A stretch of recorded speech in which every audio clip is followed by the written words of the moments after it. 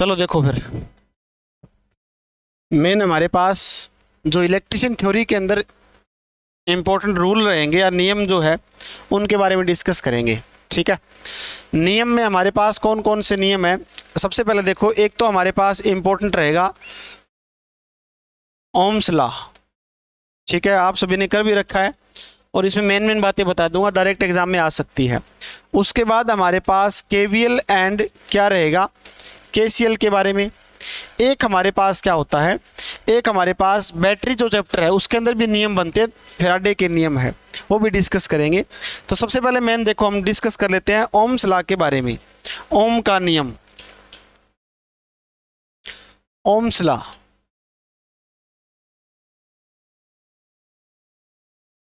Ohm's law की बात करें, ओम्स लॉ हमारे पास क्या होता है अभी, ओम का नियम रहेगा कि कोई भी एक कंडक्टर है, ठीक है ना, कोई भी एक कंडक्टर है जो कि करंट कैरिंग कंडक्टर रहेगा। इस कंडक्टर के अंदर जो भी हम यहाँ पर इसके अंदर करंट फ्लो हो रहा है, वो करंट जो फ्लो होगा दी गई वोल्टेज के क्या रहेगा, समानुपाती।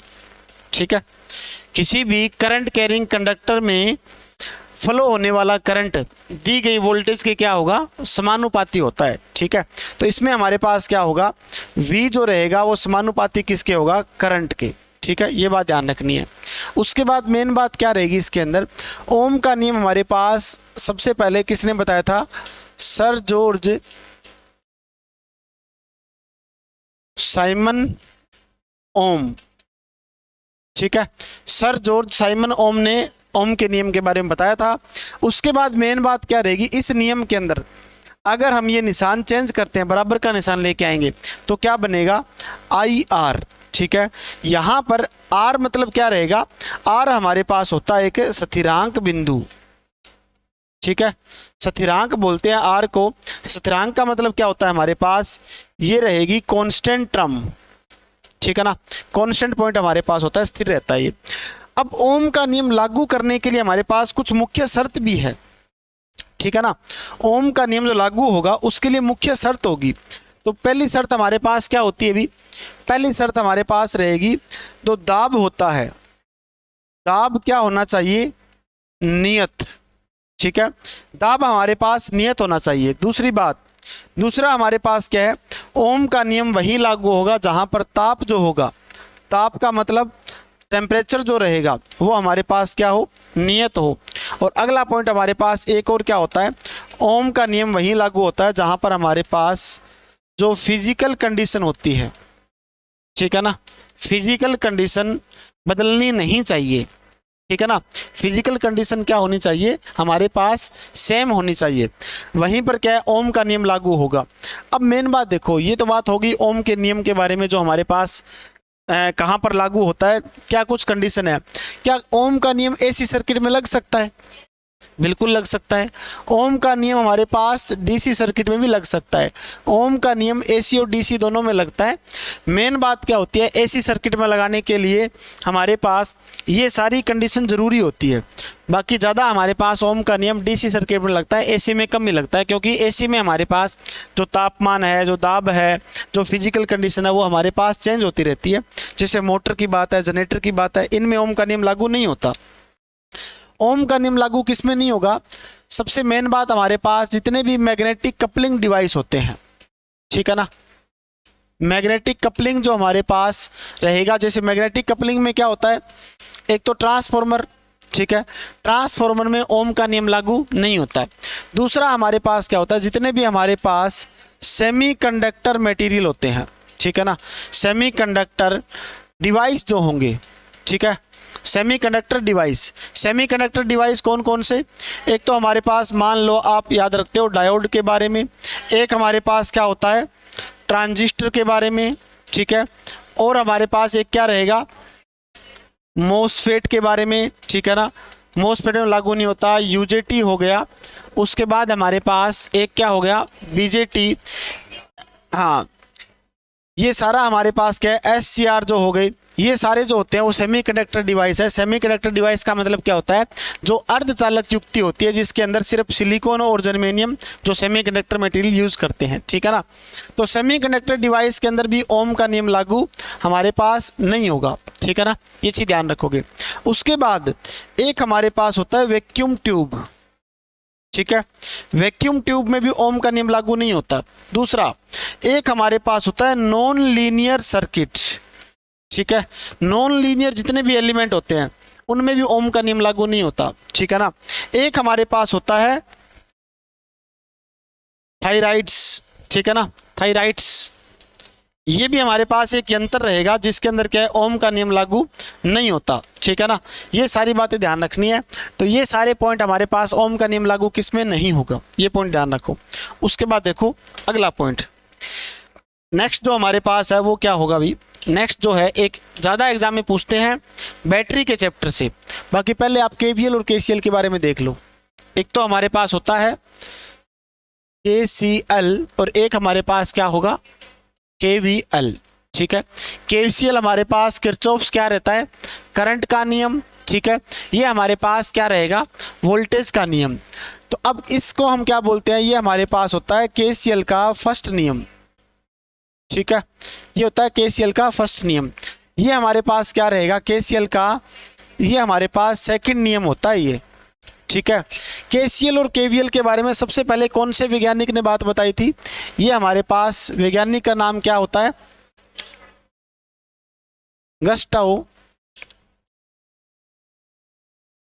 गस्टाव रॉबर्ट किरचॉफ ने, ठीक है। अब बात क्या थी मेन हमारे पास, मेन जो आप सभी को पता है एक फॉर्मूला पता है ओम के नियम के अंदर, मैंने आपको अभी बताया V बराबर क्या होता है IR। लगभग जितने भी हमारे पास न्यूमेरिकल होते हैं वो V बराबर IR से सोल्व हो सकते हैं। कुछ एक न्यूमेरिकल ऐसे होते हैं जो V बराबर IR से सोल्व नहीं होंगे, ठीक है ना। उनको सोल्व करने के लिए हमारे पास थोड़ा सा जो पजल कोई सर्किट हो या पजल डायग्राम हो उसको सोल्व करने के लिए हमारे पास जरूरत पड़ी किसकी, केसीएल और केवीएल की, ठीक है ना।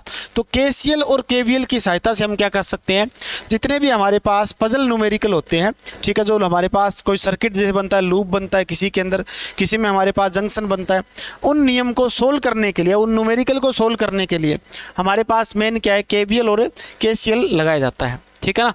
तो ये जो केवीएल और केसीएल है ये ओम के नियम का ही कुछ ना कुछ क्या है रूपांतरण करके बनाया गया है, ठीक है ना, ये चीज़ ध्यान रखना। उसके बाद मेन बात हमारे पास क्या रहेगी इसके अंदर, इसके अलग अलग नाम आप सभी को पता है। केसीएल को क्या बोलते हैं हम, और केसीएल को एक तो हमारे पास नोड नियम बोल सकते हैं, ठीक है ना।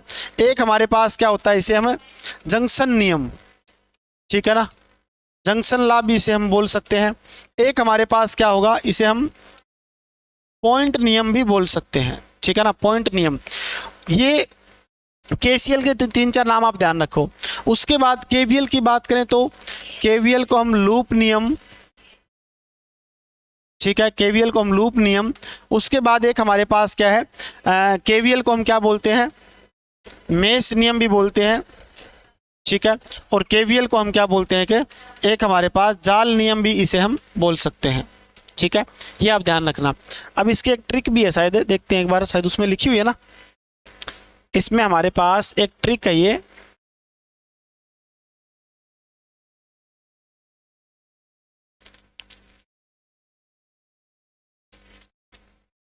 ये देखो, अगर किसी को याद ना रहे तो इसमें से आप याद कर सकते हो। मेन हमारे पास क्या रहेगा इस ट्रिक के अंदर, इस ट्रिक में हमारे पास क्या है, जो किरचॉफ्स वोल्टेज लॉ है, आप सभी को पता है किरचॉफ्स वोल्टेज लॉ किस पर बेस है, ये एनर्जी पर हमारे पास कन्वर्जन पर बेस रहेगा, ठीक है ना। अब क्या होगा, जो केवीएल होता है, केवीएल को हमारे पास याद रखने के लिए कौन कौन से नाम है वो देखिए। सबसे पहले दे रखा है, ट्रिक बना रखी है, भैंस के पास लू से बचाने के लिए जाल लगाएंगे, ठीक है ना, इस तरह से आप याद रख सकते हो। भैंस का मतलब क्या रहेगा, मेष, पास का मतलब इसे पास नियम भी बोलते हैं हम, पास नियम भी, और लू का मतलब लूप नियम, ठीक है ना, गर्मी को लू से कहेंगे हम, ठीक है। उसके बाद हमारे पास जाल को हम क्या बोलते हैं, जाल नियम भी से हम बोल सकते हैं, ठीक है ना। तो ये क्या रहेगा हमारे पास, मेष नियम हो गया एक तो, ठीक है, एक हमारे पास पास नियम, एक लूप नियम, एक क्या है जाल नियम। ये इसकी ट्रिक है, याद रखना। मेन क्या रहेगा, केवीएल जो होता है, केवीएल जो होता है वो एनर्जी कन्वर्जन बेस पर हमारे पास आधारित होता ही है। ठीक है, ये चीज ध्यान रखोगे भी। चलो नेक्स्ट देखो पॉइंट क्या रहेगा भी। अब केसीएल हमारे पास होगा क्या, उसकी बात करते हैं। देखो ध्यान से, केसीएल आप सभी को पता है। केसीएल में क्या होता है, कोई भी हमारे पास एक बिंदु रहेगा, ठीक है ना, बिंदु पर जो आने वाले करंट है, ठीक है, और जाने वाला करंट है, वो हमारे पास क्या रहेगा, उनका बीजीय योग शून्य होता है। ये मान लो हमारे पास I1 है, ये क्या होगा I2 है, ये क्या है हमारे पास I3 है, ये मान लेते हैं I4 और एक गया हमारे पास I5। ठीक है ना। अब आने वाला करंट कौन सा है अभी, I1, ठीक है, I2 और I3। I1 प्लस में I2 प्लस में क्या रहेगा I3 बराबर किसके होगा, I4 प्लस में क्या होगा I5। ठीक है ना।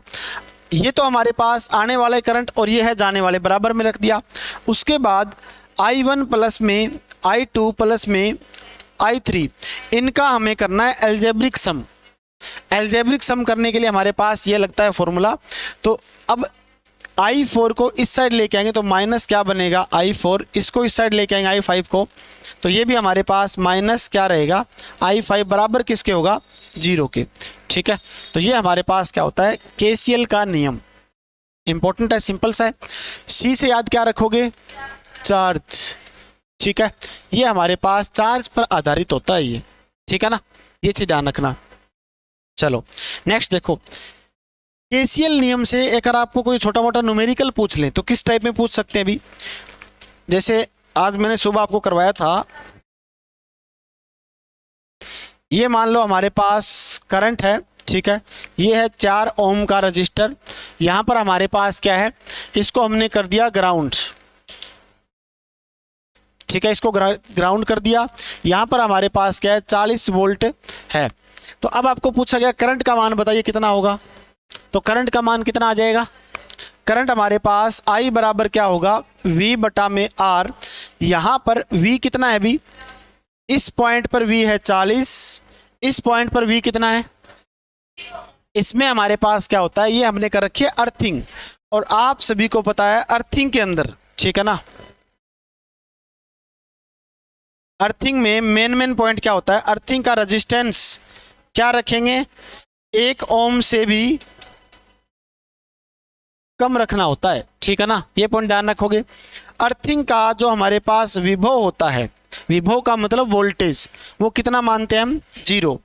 उसके बाद अर्थिंग की जो हमारे पास धारिता है, धारिता यानी कैपेसिटी, ठीक है, या फिर कैपेसिटेंस बोल सकते हो आप, ये क्या रहेगा, ये हमारे पास होता है इन्फिनिटी। ये पॉइंट ध्यान रखोगे।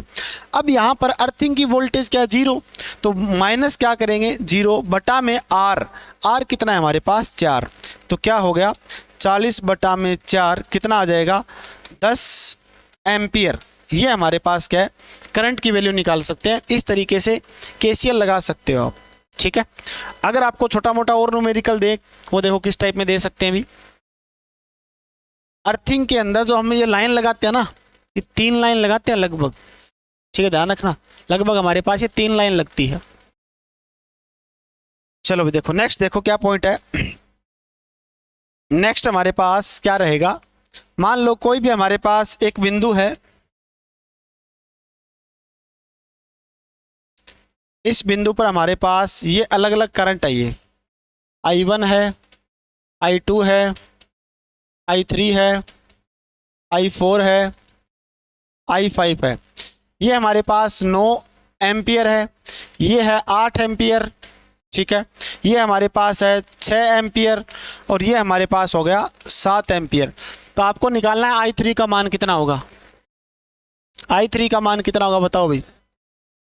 ठीक है, ये वैल्यू मैंने मेरे हिसाब से लगाई है, माइनस में तो कोई बात नहीं है। कितना आएगा,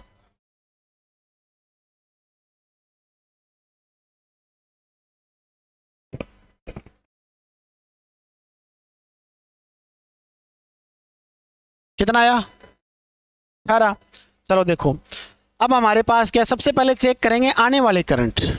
आने वाला एक तो क्या है I1, ठीक है, एक क्या हमारे पास है I2 और हमारे पास एक है I5, ठीक है, ये तो है आने वाले करंट। बराबर में जाने वाले कौन से है I3, ठीक है, और एक क्या है I4, प्लस में रहेगा I4। बस अब हमें करना क्या है, हमें I3 की वैल्यू निकालनी है, I3 की वैल्यू निकालनी है। तो I3 को रखेंगे एक साइड में और जितनी भी वैल्यू उनको एक साइड में ले जाते हैं। 3 के साथ क्या है 4 है ना, 4 इस साइड ले आएंगे।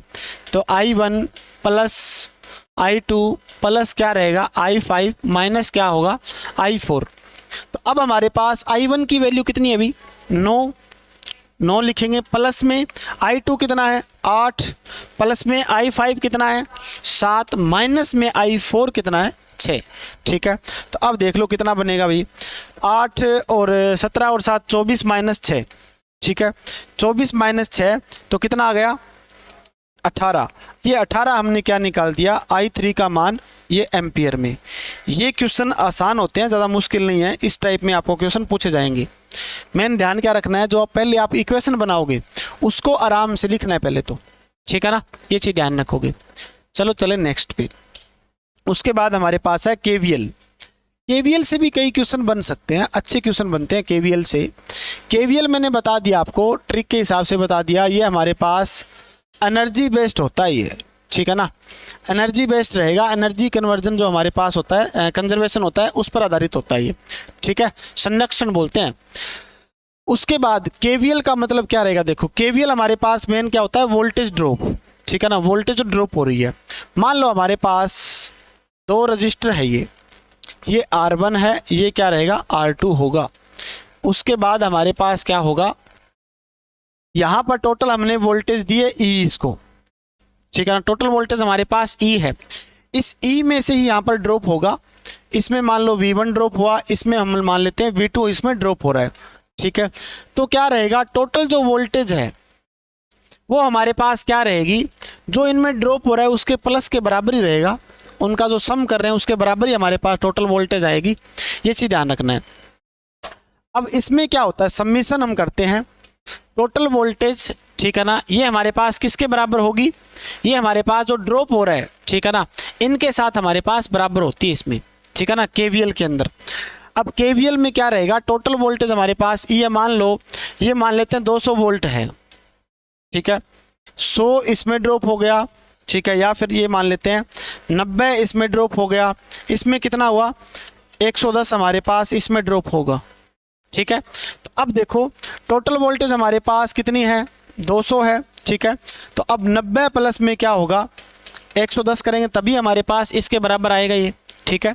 तो हमारे पास क्या रहेगा, ये E बराबर क्या होता है V1 प्लस में क्या रहेगा V2, ठीक है ना। ये हमारे पास क्या होता है, मेन केवीएल की बात होती है। केवीएल में क्या होता है, केवीएल में टोटल जो इनमें ड्रॉप हुआ है वो ड्रॉप किसके बराबर होगा, मेन वोल्टेज के बराबर होता है, ठीक है। अब क्वेश्चन किस टाइप में आ सकते हैं वो देखो, क्वेश्चन एक आया हुआ था अभी पेपर में भी आपने आया हुआ है हरियाणा में, आसान क्वेश्चन रहेंगे, मुश्किल नहीं है। मान लो हमारे पास 400 वोल्ट है टोटल, ठीक है, 400 वोल्ट टोटल है। ये हमारे पास है 4 ओम का, ये हमारे पास है 8 ओम का, ठीक है ना, और ये हमारे पास है 8 ओम का, ठीक है। आपको बोला गया है कि इस 4 ओम के अंदर ड्रॉप बताइए कितना होगा, ठीक है। इस 4 ओम में ड्रॉप निकालना है, आसान क्वेश्चन है, बिल्कुल कर सकते हो आप। क्या होगा, अब देखो इस टाइप को करने के लिए पहले तो हम क्या करेंगे, टोटल करंट निकाल देंगे। टोटल करंट हमारे पास क्या होगा, आई निकालना है हमें। आई निकालने का फॉर्मूला क्या होता है, V बटा में R। V कितना है हमारे पास 400 बटा में R कितना है, R हमारे पास है 20। इसको कैंसिल किया तो कितना आ गया 20 एम्पियर। 20 एम्पियर हमारे पास टोटल करंट का वैल्यू आई है 20 एम्पियर, ठीक है। अब देखो हमें इसमें वोल्टेज निकालनी है, तो वोल्टेज निकालने का फॉर्मूला क्या होता है, V बराबर क्या रहेगा IR। यहाँ पर I कितना है इसके अंदर, I हमारे पास है 40, R कितना है, R हमारे पास है, अच्छा I 20 है क्या, ठीक है, I हमारे पास 20 है अभी, क्योंकि मेन करंट जो हमारे पास है सेम ही रहेगा सभी के अंदर, ठीक है। अब क्या होगा, 4 दूनी 8 यानी कि 80 वोल्ट, तो इसमें हमारे पास हो गया 80 वोल्ट। अगर आपको ये बोल दे इसमें बताओ वोल्टेज कितनी होगी, तो हमारे पास जो करंट मेन है 20 वोल्ट 20 एम्पियर, ठीक है। तो 8 दूनी 16, 160 वोल्ट हमारे पास इसमें होगी, ठीक है।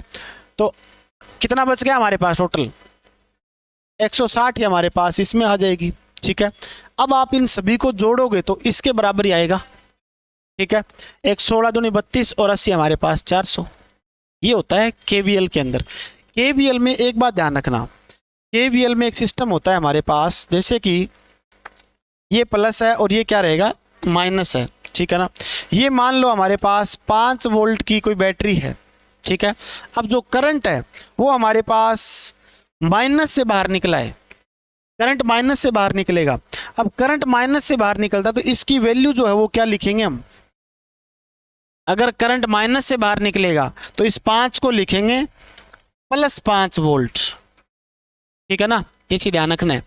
अगर हम क्या करें, दूसरा पॉइंट, अगर यहां पर अगर हमारे पास ये माइनस है ये प्लस है, ठीक है। अगर करंट जो है वो प्लस से बाहर निकला है अब की बार, ठीक है, बाहर निकलेगा मतलब देखो करंट इस साइड आ रहा है, सबसे पहले किससे टकराएगा, माइनस से। उसके बाद करंट गया आगे, तो यहाँ से बाहर किससे निकला, प्लस से बाहर निकला है। अब ये भी मान लो हमारे पास 5 वोल्ट का है, तो यहाँ पर वोल्टेज कितनी लिखी जाएगी, प्लस से बाहर निकलेगा तो हम वोल्टेज को क्या लिखेंगे, -5 वोल्ट लिखते हैं, ठीक है ना। ये कोई अगर आप इक्वेशन सोल्व करते हो तो उसमें काम आती है चीज़ ये, ठीक है। ये चीज़ ध्यान रखना। केवीएल का न्यूमेरिकल है छोटा मोटा, वो इसी टाइप में कर सकते हैं अभी, ओके। चलो उसके बाद एक हमारे पास बैटरी का जो चैप्टर है उसके अंदर भी एक नियम बनता है। बैटरी के चैप्टर में फैराडे का नियम है इलेक्ट्रोलाइसिस का, वो नियम देख लो भी, ठीक है ना। फैराडे लॉ ऑफ इलेक्ट्रोलाइसिस, ठीक है। Faraday law of electrolysis, electrolysis का फैराडे का जो नियम है वो देखिए। पहला नियम हमारे पास क्या बोलता है, पहला नियम फैराडे का जो हमारे पास पहला नियम है वो क्या रहेगा, देखो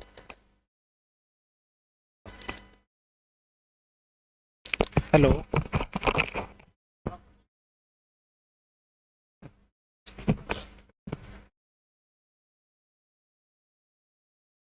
बस एक मिनट, 5 मिनट बस।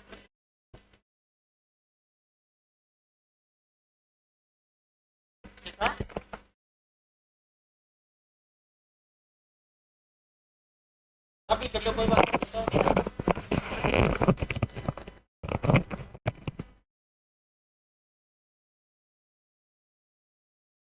हो रहा है अच्छा, अच्छा ठीक है।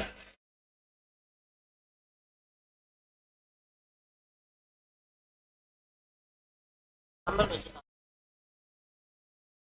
मेरा नंबर है, नहीं मेरा नंबर है, ठीक है। लास्ट 45 200 लगा दियो, 80 593 45 200।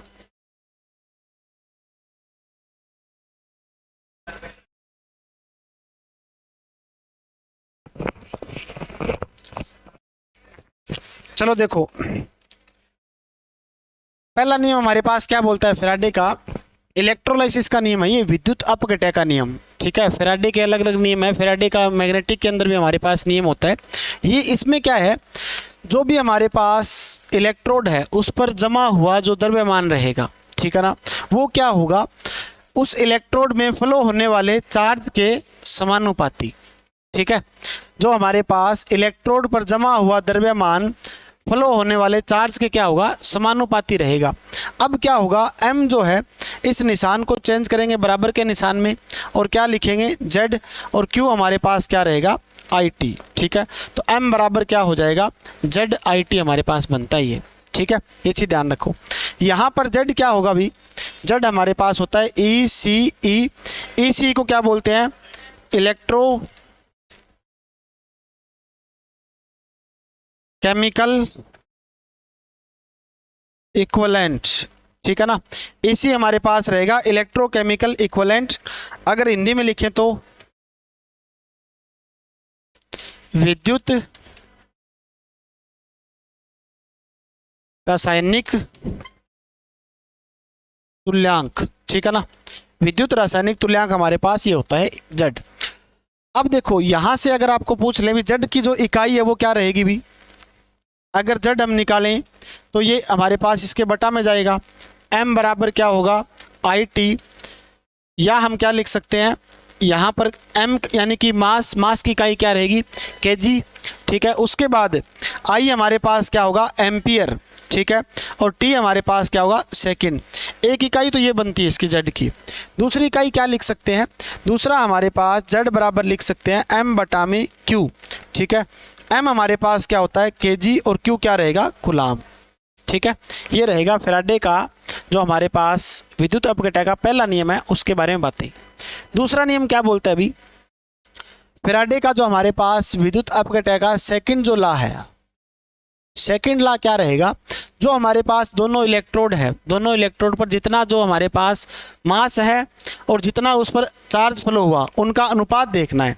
तो यानी कैसे अनुपात, M1 बटा में क्या रहेगा M2 बराबर में क्या होगा, बराबर में Z1 बटा में क्या होगा Z2, ठीक है। तो ये हमारे पास फैराडे का दूसरा नियम, ठीक है। यहाँ से आपको आर पार गुणा करके भी पूछ सकते हैं, बाकी यहाँ तक आपको ध्यान रखना है, ठीक है। तो बस